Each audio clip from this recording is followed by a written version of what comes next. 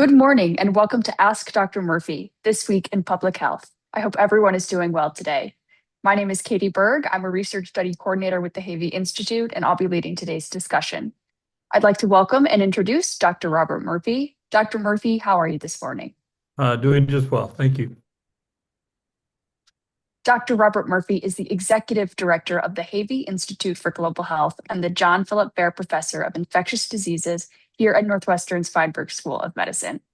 Today, Dr. Murphy will be addressing the latest headlines through today, March 26th, and we welcome any questions or comments down below or through any of our social media, namely our new Substack page, where you can get a summary of these stories right to your inbox each week. But starting with the stories themselves, there is a new COVID variant that does have escape potential that has been confirmed in the US and many other countries. Can you bring us the details on this new COVID variant, Dr. Murphy? Yeah, so there's a couple of interesting things about this, and should be no surprise because this is a virus that mutates regularly. So this is BA.3.2. It's a JN1 lineage, so it in the same family of the Omicron, the viruses that have been floating around for the past couple of years. But it's new. It was discovered in 2024 in November in South Africa.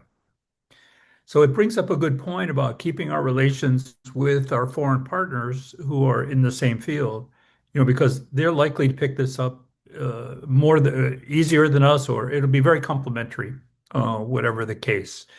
So that's not the first. They discovered the first Omicron variants as well. So anyhow, so this is now in the United States and 22 other countries. 132 wastewater samples from 25 different states have shown that the virus is there. So what this means is that uh, it's taking over the current the other circulating COVID variants right now, and so this is likely to take over completely. And why is that important? Well, it's probably very important in determining the best vaccine because the changes that have occurred in this variant, this BA.3.2, most likely are not impacted by the current vaccines that are out there. So the vaccine is going to have to change and focus on this one. This is basically how the whole thing works. But so it's good that we have this. It's identified, it's spreading, it's taking over, probably causing, they didn't say anything about it, but it's most likely the same kind of disease. We don't really know that much about it yet, but it's probably not anything radically different from the other Omicron variants. So um, it's just, this is just going to keep happening. That's why you have to keep up with the vaccines, unfortunately, even if you've had COVID, because you had a different kind of COVID. Absolutely. Very important that we know that information, and we will keep our eye on all of the relevant COVID variants coming up into this upcoming, what usually is the summer bump in August.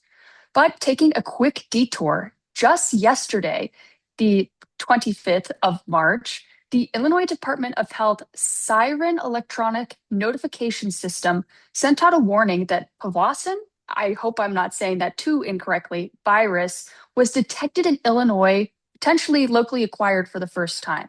Can you bring us the details, Dr. Murphy? Yeah, so Powassan is another virus. It's spread by ticks.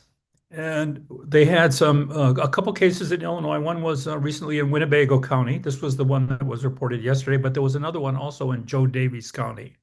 So what happens if you get Powassan virus? Um, it can be very severe disease, which occurs about 1 to 5 weeks after a tick bites you. And it can cause confusion, seizures, difficulty speaking. You can get encephalitis, meningitis, and 10% of people die from Powassan. And 50% of the survivors can have long-term consequences. Like we have long-term consequences with COVID, which is around 7%. This is more like 50%. Now, you have to be exposed to the tick. The tick is going to give you the virus. So it's just something to keep our eyes on. And be very careful and see where this thing is popping up and taking appropriate precautions to prevent it. Absolutely. And it's important for clinicians to know that these ticks with this virus are in this specific area. So if someone presents with these symptoms, they know to check for that. Right, especially if someone just is all of a has been outdoors. People are going outdoors now as the weather is warming up and everything, and all of a sudden they're confused, particularly if they have trouble speaking. This would be a real thing, key to look further. Of course, there's no treatment and there's no vaccine. Mhm. Now, going back to some of our regularly scheduled programming, we actually have some good news about measles this week out of South Carolina. There have been no new cases with that major outbreak. Can you give us the specifics? Yeah, specifically, they don't have any new cases. So it'll take a few more weeks for no new cases to say that the epidemic is gone in South Carolina. But they started doing the right things. They started increase the number of people vaccinated and putting people in quarantine who have been exposed. So, they did all the good public health things, and it works. But I mean, almost 1,000 people got infected in South Carolina alone. Now it's still bouncing around the United States in other pockets where where the vaccine rates are low. But this is good news for South Carolina. Absolutely. And a little bit of a more surprising health notice that we got this week. We have not talked about Mpox, formerly known as monkeypox, for a couple of months now, but there were two, I believe, travel associated cases in the US recently. Can you remind us about the different clades of Mpox? Yeah, so Mpox has two different kind of strains, or they call them clades. Clade 1 is the more severe one, which was first reported in Congo and other parts of Africa and was associated with mortality rates of at least 10%, maybe even higher. Clade 2 is much milder. Very few people die from it, although there have been a few deaths. Anyhow, so the United States epidemic of this was predominantly clade 2, the milder one. So this is now two people in Missouri who have traveled and got exposed and have clade 1. So the total number of Mpox cases, well, these clade 1s that have come into the United States, mostly from people traveling, number is now 14 people. So it's just something to keep in mind, particularly in travelers. Mhm. Now, taking a quick look across the pond, related to here, we've talked a lot about some of these funding changes affecting very important illnesses. An interesting report came out from the UK looking at missed tuberculosis cases over the past few years, and the numbers were surprising. Can you tell us? Well, even when you have good centralized public health and medical facilities and access to care, you can still have trouble. And this is just a good example. 1 in 5 cases in Europe of tuberculosis, the diagnosis was initially missed. So those people went on spreading it, getting treated for a variety of things, and they end up in the cases that they've analyzed here, 23% were resistant to at least one tuberculosis drug. So the whole strategy, there's a whole NTB strategy, and it involves really treating everybody who's diagnosed, to make the diagnosis and treat everybody. It's a treatable disease, and this this kind of number, 1/5 of people not even being diagnosed properly, is very disturbing because it's going to impact the whole Stop TB strategy. They Mhm. have more work to do, is Our basically what it means. Absolutely. And it is to your point there that even with a very large centralized medical system with general access, these problems still can crop up. So we will keep an eye on the US numbers here as well. Well, right. I mean, people just travel so much, and so it's really these are worldwide problems. Mhm.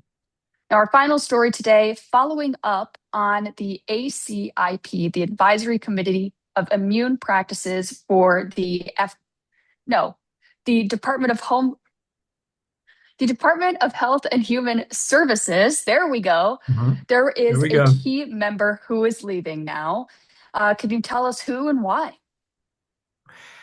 So this is we're talking about Dr. Robert Malone, who was the vice chair of the ACIP committee. That's the advisory committee that on immunologic practices. This is the ones that make the recommendations for all the vaccines. ACIP.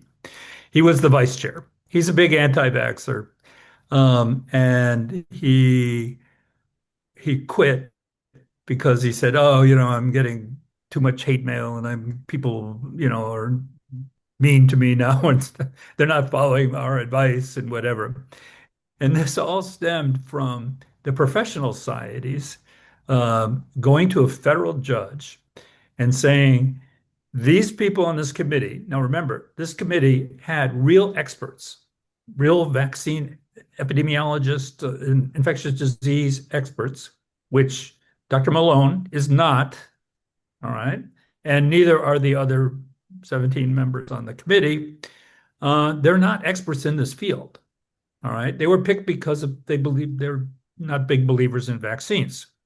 So anyway, so the judge said, I'll have to quote the judge because this is just really fascinating. Now, this is the judge is hearing from like the American Academy of Pediatrics, the Infectious Disease Society of America, all these other groups that, do have real experts. And the judge said, um, these members, the committee members, lacked the necessary expertise to make any kind of vaccine recommendations. Um, Not only did he block their recommendations, all right, but the judge canceled their upcoming meeting where they were going to make even more bad recommendations. So now, of course, that will be appealed. We'll see how this goes. But I mean, basically, the federal judge is saying you people are so incompetent that all your recommendations are thrown out the window. And so we're back now to the original expert-driven advice that we've been living with for years that was working quite well. So we'll see what happens with this, but it's just very interesting that it takes a federal judge to get rid of a completely incompetent committee.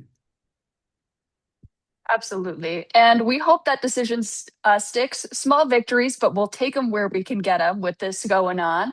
And on that note, I'd like to thank you, Dr. Murphy, for your time and your expertise, bringing us all of the most important details on this lovely weekend coming up here.